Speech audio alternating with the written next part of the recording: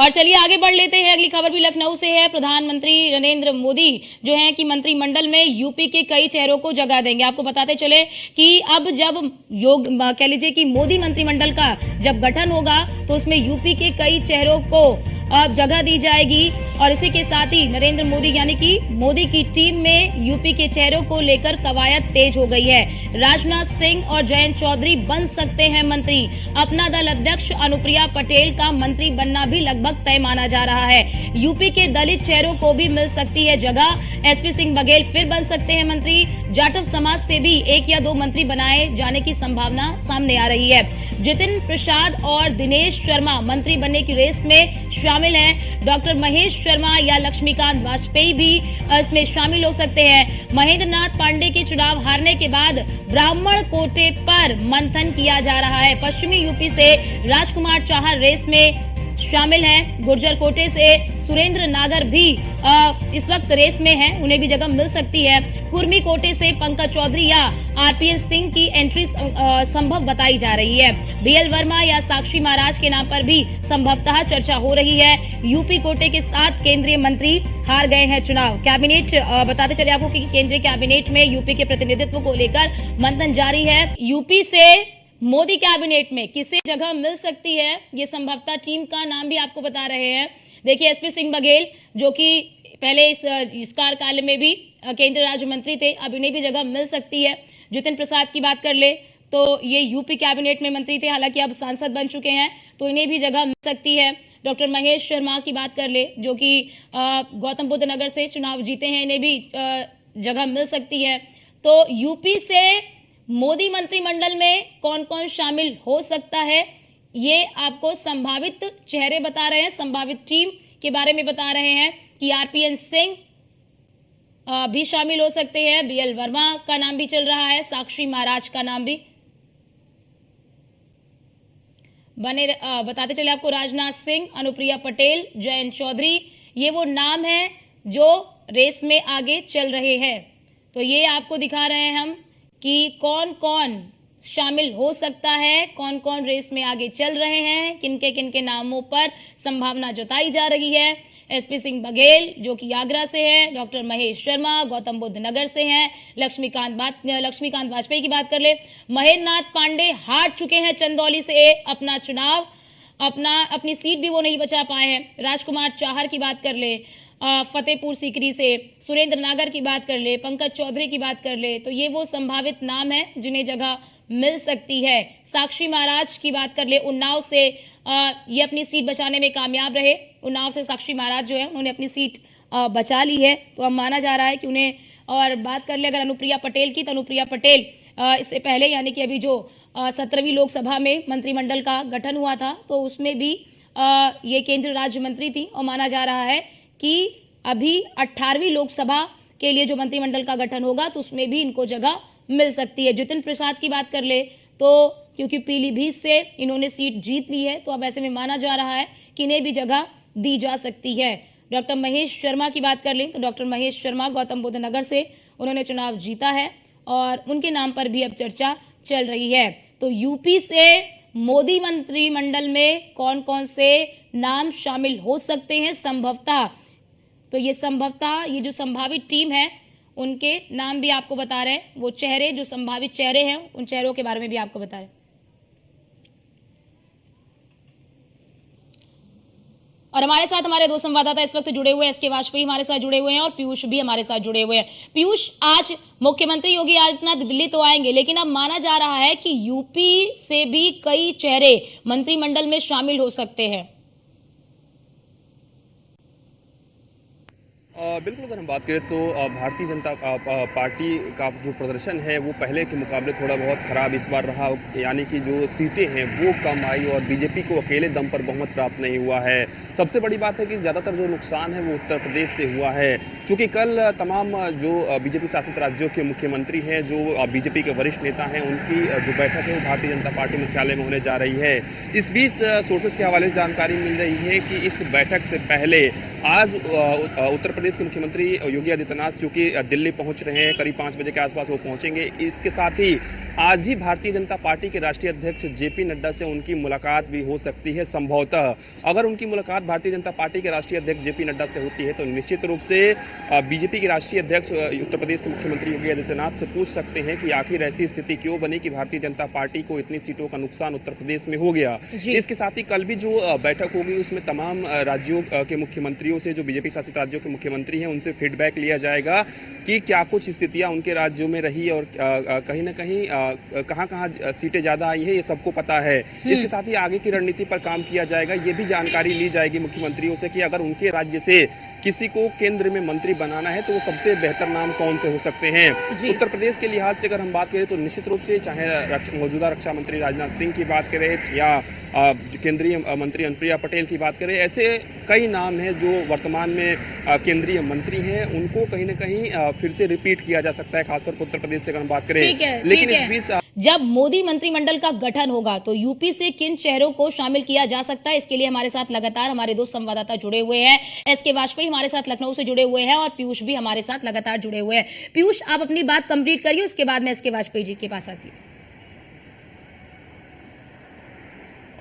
बिल्कुल, अगर हम बात करें तो उत्तर प्रदेश आमतौर पर प्राथमिकता रहती है, लेकिन जिस तरीके से भारतीय जनता पार्टी की इस बार सीटें आई हैं और खासतौर पर उत्तर प्रदेश के लिहाज से अगर हम बात करें तो कहीं ना कहीं भारतीय जनता पार्टी इसको लेकर चिंतन और मंथन करेगी, क्योंकि मौजूदा स्थिति आप देखिए तो करीब 17 जो सांसद हैं वो हारे हैं। इसके साथ ही चूंकि मौजूदा सांसद, इसके साथ ही 2 कैबिनेट मंत्री उत्तर प्रदेश से जो केंद्र में है और 5 केंद्रीय राज्य मंत्री कहीं ना कहीं वो हारे हैं। और ये समझा जाए कि ये सीएम योगी आदित्यनाथ का ये जो दौरा होगा, बिल्कुल पीयूष, क्या ये समझा जाए कि सीएम योगी आदित्यनाथ का ये जो दौरा होगा, क्या ये समीक्षा के लिए, अभी फिलहाल के लिए समीक्षा के लिए होगा या फिर मंत्रिमंडल पर भी चर्चा करने के लिए, चेहरों को लेकर चर्चा करने के लिए भी होगा? बिल्कुल, अगर हम बात करें तो मोदी सरकार की बात करें, उसके गठन के लिए जो तेज़ी है, जिस तरीके से भारतीय जनता पार्टी दिखा रही है, संभवतः 8 जून को शपथ ग्रहण का कार्यक्रम भी रखा गया है, तो कहीं न कहीं तमाम विषयों पर उत्तर प्रदेश के मुख्यमंत्री योगी आदित्यनाथ से इस दौरान चर्चा की जा सकती है। अगर संभवतः भारतीय जनता पार्टी के राष्ट्रीय अध्यक्ष जेपी नड्डा से मुलाकात उत्तर प्रदेश के मुख्यमंत्री योगी आदित्यनाथ की आज ही हो जाती है तो एक तरीके से आज ही समीक्षा कर ली जाएगी, यानी कि बीजेपी के राष्ट्रीय अध्यक्ष उत्तर प्रदेश के मुख्यमंत्री योगी आदित्यनाथ से ये पूछ सकते हैं कि आखिर कमियां रही तो कहाँ रही, क्या कुछ स्थितियां बनी और क्यों इतनी कम सीटें आई हैं, इसके बारे में भी उत्तर प्रदेश के मुख्यमंत्री योगी आदित्यनाथ फीडबैक दे सकते हैं। इसके अलावा कल जो बैठक होगी, कल जो बैठक होने वाली है वो बैठक भारतीय जनता पार्टी मुख्यालय में होगी और उस बैठक में तमाम जो राज्यों के मुख्यमंत्री है, बीजेपी शासित राज्यों के मुख्यमंत्री, जहां पर ज्यादा सीटें आई हैं उन मुख्यमंत्रियों से भी फीडबैक लिया जाएगा और ये भी फीडबैक लिया जाएगा कि अगर केंद्र में किसी को मंत्री बनाना है तो उस राज्य से कौन सा चेहरा सबसे बेहतर हो सकता है।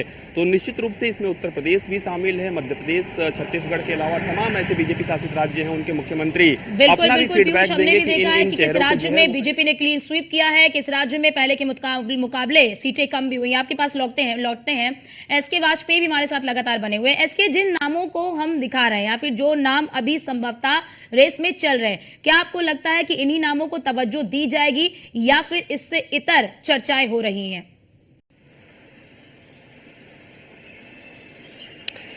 बिल्कुल निश्चित तौर पर जो नाम न्यूज वन इंडिया चला रहा है इसमें से ज्यादातर केंद्रीय कैबिनेट का हिस्सा होंगे। उसकी वजह है उत्तर प्रदेश देश का सबसे बड़ा सूबा है। हालांकि इस चुनाव में भारतीय जनता पार्टी की परफॉर्मेंस जरूर खराब हुई, लेकिन भारतीय जनता पार्टी उत्तर प्रदेश के महत्व को जानती है। उसको पता है कि उत्तर प्रदेश में अगर बेहतर परफॉर्म बनाए रखनी हो, 2027 में उत्तर प्रदेश में विधानसभा का चुनाव भी है, तो ऐसे में बीजेपी उत्तर प्रदेश को लेकर कोई भी कोर कसर नहीं छोड़ेगी और कोशिश होगी कि उत्तर प्रदेश से ज्यादा चेहरों को केंद्रीय कैबिनेट में शामिल किया जाए और उसके जरिए से उत्तर प्रदेश में फिर से माहौल बनाया जाए और आने वाले जो भी उत्तर प्रदेश में चुनाव है उसके लिए भारतीय जनता पार्टी को मजबूत किया जाए, उन कमियों को दूर किया जाए जिनकी वजह से भारतीय जनता पार्टी इस बार बेहतर परफॉर्म उत्तर प्रदेश में नहीं कर सकी। चाहे 2014 का चुनाव रहा हो जब भारतीय जनता पार्टी और उसके गठबंधन ने उत्तर प्रदेश में 73 सीटें जीती हों, या 2019 का चुनाव रहा हो जब भारतीय जनता पार्टी उत्तर प्रदेश की 66 विधानसभा सीटों पर काबिज रही हो, तो निश्चित तौर पर उत्तर प्रदेश कोटे से ये सभी केंद्रीय कैबिनेट का हिस्सा होंगे। हालांकि इसमें से कुछ चेहरे ऐसे हैं जिनके ऑप्शन एक दूसरे के साथ तय हैं कि या फिर जैसे जितिन प्रसाद बनेंगे चूंकि वो ब्राह्मण कोटे से आते हैं, या फिर लक्ष्मीकांत वाजपेयी, या फिर दिनेश शर्मा जैसे नाम शामिल हैं जिनको भारतीय जनता पार्टी उत्तर प्रदेश कोटे से ब्राह्मण के तहत उत्तर प्रदेश में मंत्री बना सकती है। चूंकि अगर हम मोदी सरकार 2 कार्यकाल की बात करें तो उत्तर प्रदेश कोटे से 13 केंद्रीय मंत्री थे और जिसमें से 7 केंद्रीय मंत्री अपना चुनाव हार चुके हैं। उसके अलावा चाहे वो लोध बिरादरी हो, चाहे वो कुर्मी बिरादरी हो, सभी को भारतीय जनता पार्टी इस कैबिनेट में जब अपनी कैबिनेट का विस्तार करेगी तो उसमें साधने की कोशिश होगी, जिसके जरिए से उन सभी चेहरों को भारतीय जनता पार्टी साथ लेने की कोशिश करेगी, जिसमें डॉक्टर महेश शर्मा का भी नाम है।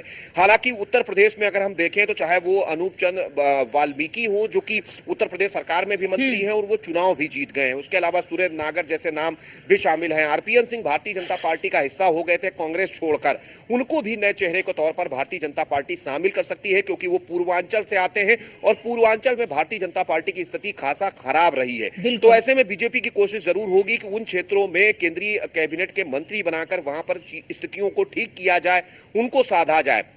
उसके अलावा भी बड़े पैमाने पर जैसे अनुप्रिया पटेल का नाम है, हालांकि वो अपनी खुद की सीट सिर्फ जीत पाई हैं, उसके अलावा जो दूसरा प्रत्याशी उनके साथ रॉबर्ट्सगंज सीट से था वो प्रत्याशी हार चुका है। लेकिन बावजूद इसके अपना दल भारतीय जनता पार्टी गठबंधन का हिस्सा है, उत्तर प्रदेश सरकार में भी अपना दल भारतीय जनता पार्टी के साथ है और ऐसे में भारतीय जनता पार्टी की कोशिश यही होगी कि उनको भी एडजस्ट किया जाए। उसके अलावा नए नए सहयोगी बने जयंत चौधरी का नाम भी शामिल है जिन्होंने 2 लोकसभा सीटें भारतीय जनता पार्टी से गठबंधन में पाई थी और किस्मत की बात यह है कि दोनों लोकसभा सीटें वो जीत चुके हैं। तो ऐसे में उनको भी भारतीय जनता पार्टी केंद्रीय कैबिनेट में शामिल कर सकती है। हालांकि उनके 9 विधायक उत्तर प्रदेश में भी हैं जिनको भारतीय जनता पार्टी ने एक उनके विधायक को उत्तर प्रदेश कैबिनेट में शामिल भी कर लिया है। तो निश्चित तौर पर ये बहुत सारे समीकरण हैं जिसमें भारतीय जनता पार्टी कोशिश करेगी कि उनको साधा जाए।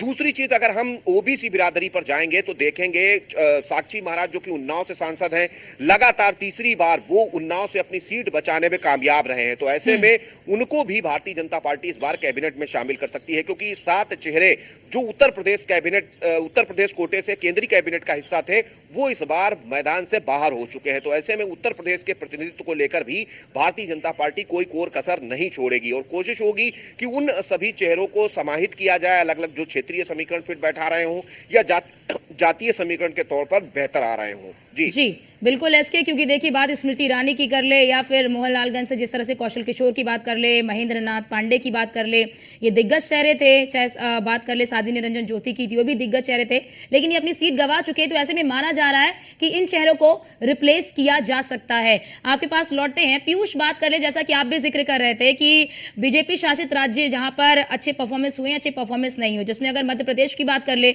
तो वहां पर जब डॉक्टर मोहन यादव को मुख्यमंत्री बनाया गया था तो कहीं ना कहीं उससे उत्तर प्रदेश को साधने की भी पूरी कोशिश की गई थी, लेकिन शायद वो परिणाम नहीं आ पाए। लेकिन मोहन यादव की बात कर ले तो एक मुख्यमंत्री के रूप में जिस तरह से उन्होंने पूरा प्रचार प्रसार किया और 29 सीटें झोली में डाल दी बीजेपी की। बात कर ले अगर राजस्थान की तो वहां पर बीजेपी को लॉस हुआ। इसी प्रकार से कई बीजेपी शासित राज्य हैं जहां पर उन्हें लॉस हुआ है। चाहे हरियाणा की बात कर ले जहां पर 10 सीटें पिछली बार आई थी और इस बार 5 सीटें आई हैं। तो ऐसे में क्या लग रहा है कि कल की जैसा आप बता रहे हैं कि बैठक होनी है तो उसमें किस तरह के मंथन किए जा सकते हैं?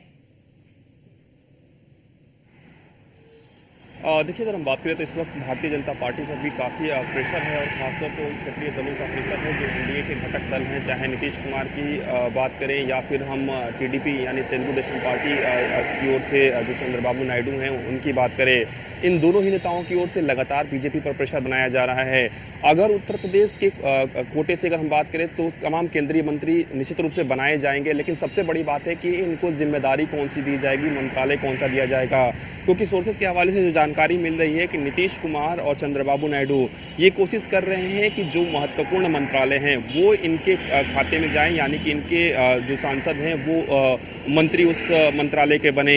इसके अलावा अगर हम बात करें तो भारतीय जनता पार्टी के पास जो मंत्रालय रहेंगे यानी कि बीजेपी के कोटे में जो मंत्रालय रहेंगे वो कौन से रहेंगे, और इसके साथ ही ना सिर्फ उत्तर प्रदेश की बात करें बल्कि अन्य राज्यों को भी भारतीय जनता पार्टी को साधना है। ऐसे में इस बार भारतीय जनता पार्टी फूक फूक कर पर कदम रखेगी, क्योंकि जो मौजूदा केंद्रीय मंत्री थे या केंद्रीय राज्य मंत्री थे, इसमें से कई जो केंद्रीय मंत्री हैं देश भर में अगर हम बात करें तो कई जो केंद्रीय मंत्री हैं वो अपना खुद का चुनाव नहीं बचा पाए हैं, वो हार गए हैं। इसके साथ ही केंद्रीय राज्य मंत्री भी अपना चुनाव नहीं बचा पाए हैं। उत्तर प्रदेश की अगर हम बात करें तो उत्तर प्रदेश में हार जीत का क्या कुछ फैक्टर रहा, क्यों भारतीय जनता पार्टी को इतना वोट नहीं मिला या सीटें नहीं मिली, तो तमाम तरीके की बातें निकलकर सामने आ रही है। तमाम राजनीतिक विशेषज्ञ अलग अलग बातें कह रहे हैं। कई लोग कह रहे हैं कि उत्तर प्रदेश से भी कुछ जो नाम है वो सुझाए गए थे कि इनको प्रत्याशी बनाया जाए और आलाकमान ने उस पर उतना गौर नहीं किया और शायद इसका भी खामियाजा भुगतना पड़ा। इसके अलावा जो बीजेपी का वोटर था वो पूरी तरीके से कॉन्फिडेंस